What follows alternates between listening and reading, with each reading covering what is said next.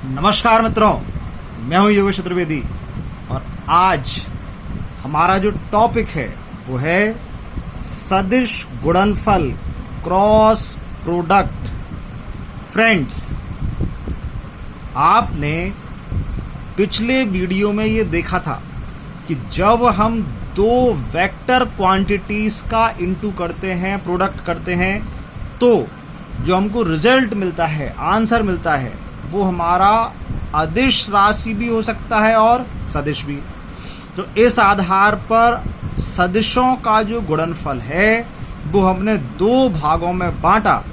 तो अदिश गुणनफल आप लास्ट वीडियो में समझ चुके हैं। आज हम देखेंगे सदिश गुणनफल, जिसको क्रॉस प्रोडक्ट भी कहा जाता है। तो फ्रेंड्स, क्या होता है सदिश गुणनफल और इसकी क्या क्या प्रॉपर्टीज हैं, ये आज हम देखने वाले हैं।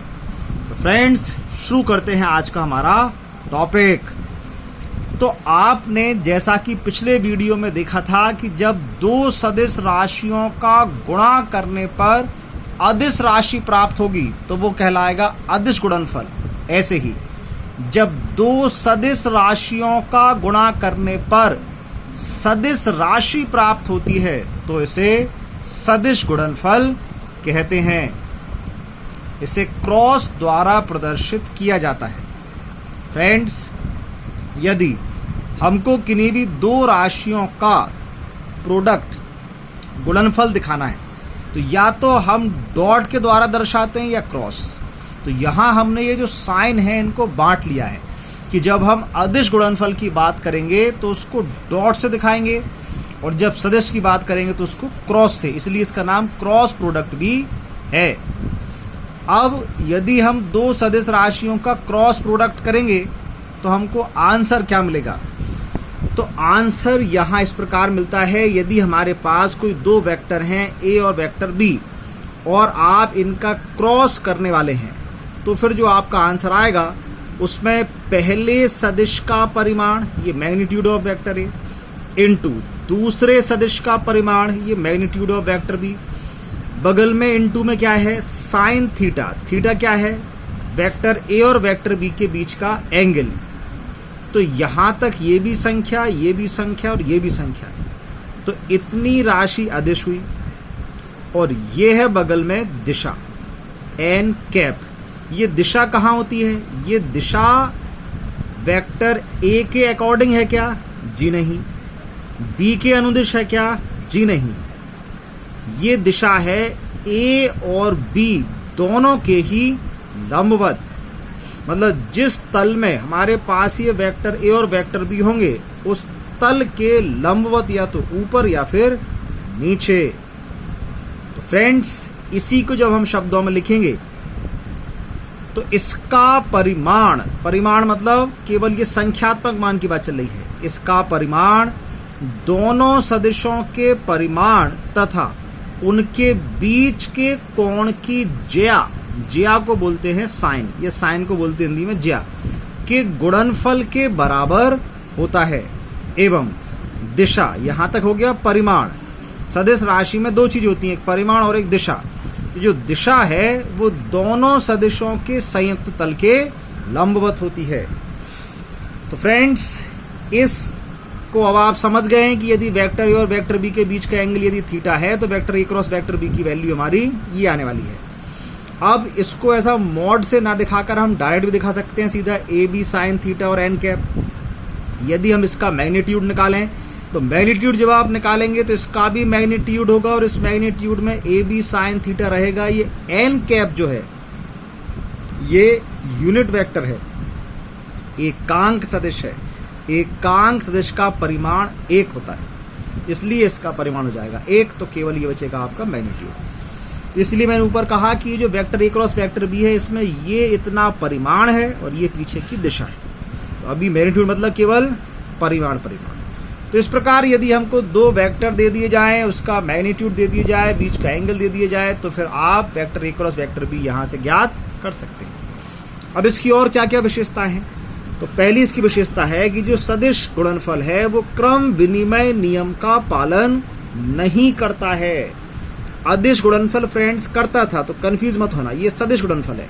मतलब यदि आप vector A cross vector B निकालें और vector B cross vector A निकालें, तो जब आप देखेंगे तो आंसर आपको इक्वल नहीं मिलेगा, बल्कि उसमें माइनस का डिफरेंस आ जाता है। तो सदिश राशियों में माइनस चिन्ह दिशा कोई तो बताता है ना कि अपोजिट डायरेक्शन, तो यही ये है कि ए क्रॉस बी क्रॉस ए के बराबर नहीं है, बल्कि इनकी डायरेक्शन अपोजिट है। जो वितरण नियम होता है, सेकंड पॉइंट है जो वितरण नियम है, वितरण मतलब बांटना, तो वितरण नियम का पालन ये भी करेगा। मतलब हम नॉर्मल गणित में जैसे ब्रैकेट सॉल्व करते हैं वैसे यहां भी ब्रैकेट सॉल्व होगा। तो ए को यदि मैं बी और सी के साथ क्रॉस करूं तो ब्रैकेट क्या कहता है कि ए क्रॉस बी प्लस ए क्रॉस सी, यही हमारा नॉर्मल गणित जैसा ही है। तो वितरण नियम का पालन अदिश गुणनफल भी करता है और सदिश गुणनफल भी करता है। अब यदि वेक्टर ए और वेक्टर बी परस्पर समांतर हो तो क्या होगा? तो आप जानते हैं यदि दो सदिश परस्पर समांतर होते हैं तो उनके बीच का एंगल 0 होता है। यदि बीच का एंगल 0 है तो साइन 0 की वैल्यू 0 होगी और आंसर हमारा 0 आएगा। तो vector A cross vector B का जो मॉड है, जो संख्यात्मक मान है, वो 0 आने वाला है।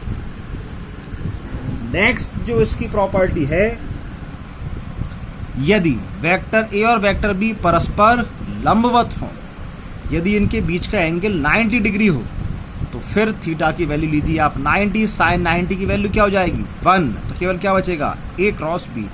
मतलब जो इसका परिमाण होगा, मैग्नीट्यूड जो होगा, वो दोनों सदिशों के गुणनफल के बराबर होगा। और यदि इसको सदिश रूप में हम लेंगे तो जो डायरेक्शन है वो उन दोनों के संयुक्त तल के लंबवत चलेगी।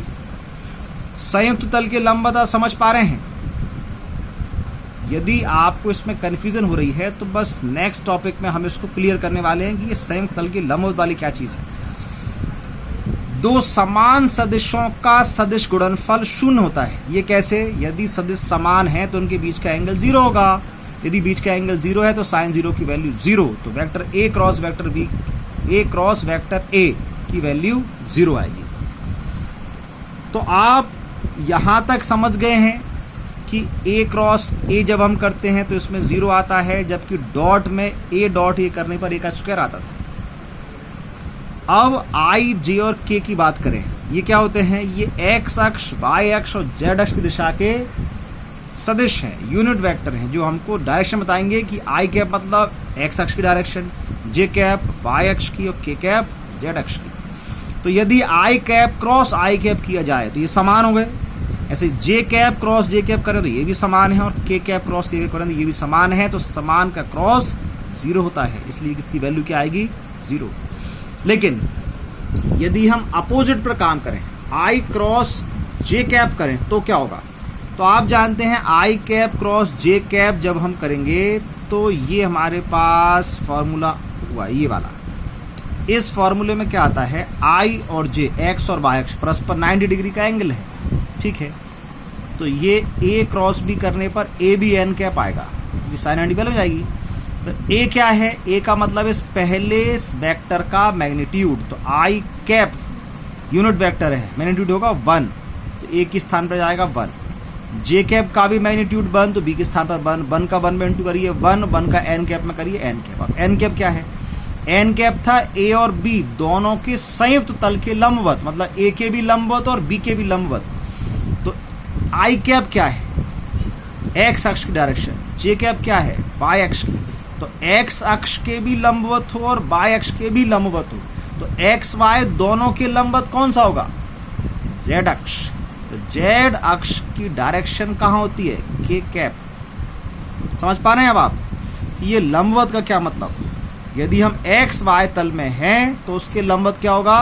जेड एक्सिस, इसलिए एन कैप क्या बन गया? के कैप। चलिए ऐसे यदि मैं जे क्रॉस के करूं तो जे का मतलब वाई, के का मतलब जेड, तो वाई जेड की लंबवत एक्स अक्ष, तो आई कैप आ गया।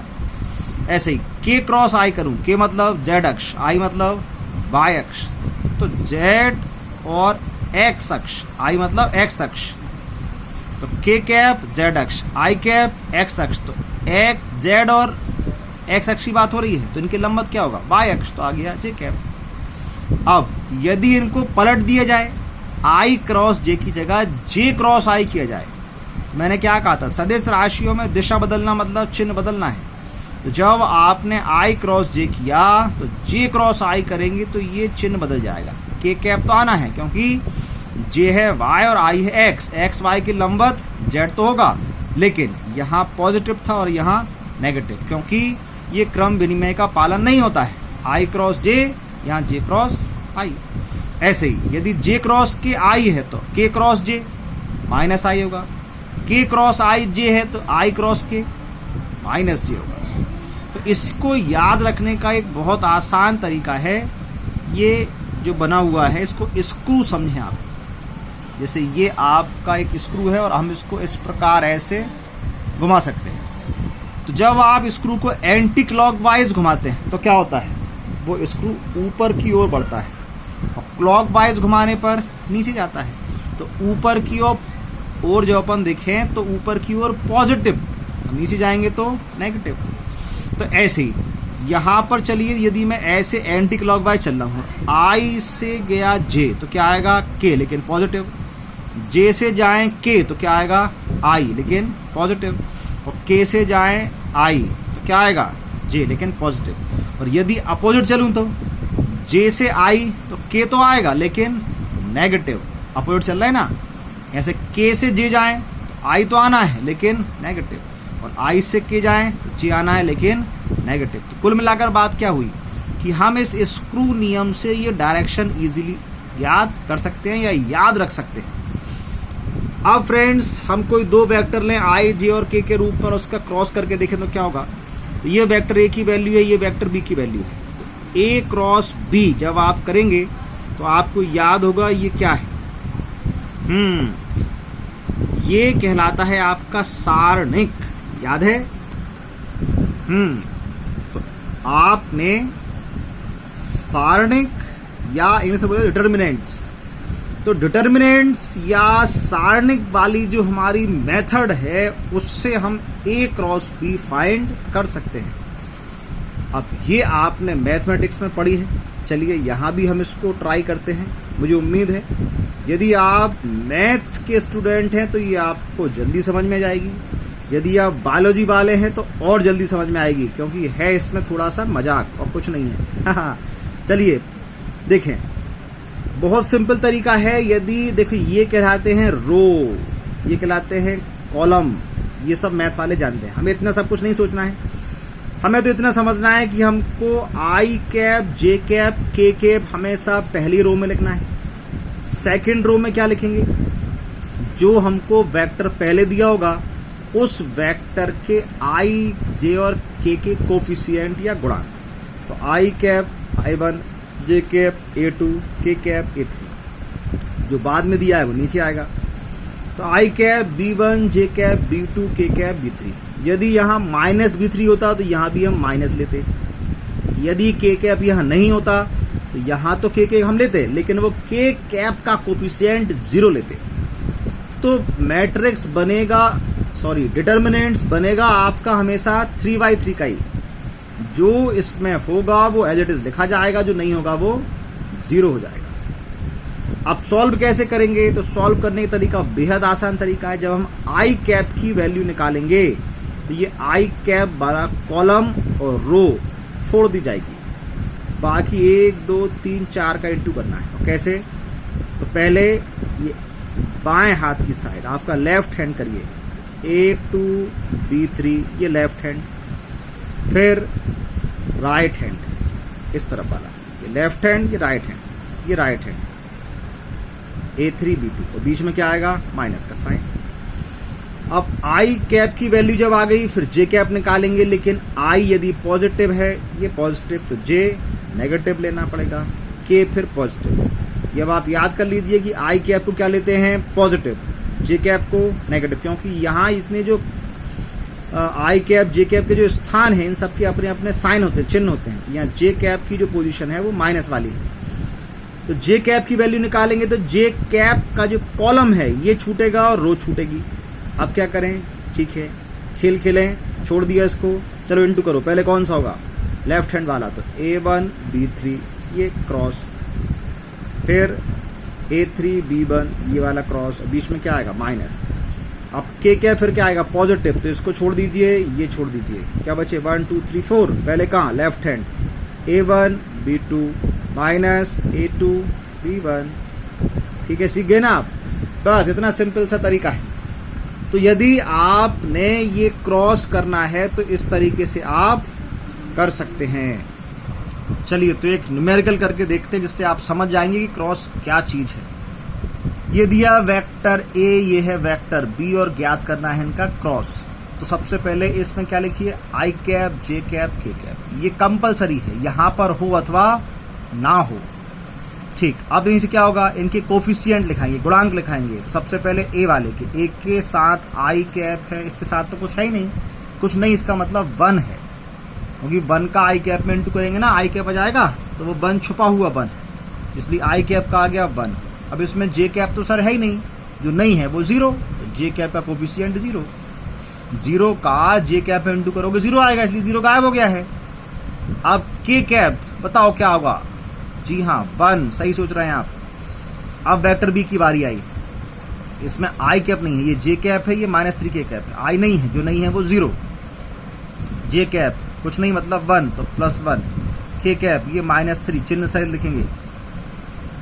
अब क्या करें, जब आई कैप को सॉल्व करेंगे तो ये आई कैप लिख लिया, अब ये कॉलम और रो छूट गई, पहले लेफ्ट हैंड 0 का -3 में इंटू, ये 0 इंटू -3, फिर 1 का 1 में इंटू, ये 1 और बीच में साइन का आएगा ये माइनस, फिर माइनस जे कैप लिया। अब क्या करें, ये छोड़ दें, फिर बाई लेफ्ट हैंड, तो 1 का -3 में इंटू, 1 इंटू -3, फिर राइट हैंड 0 इंटू 1, बीच में साइन का आएगा माइनस का।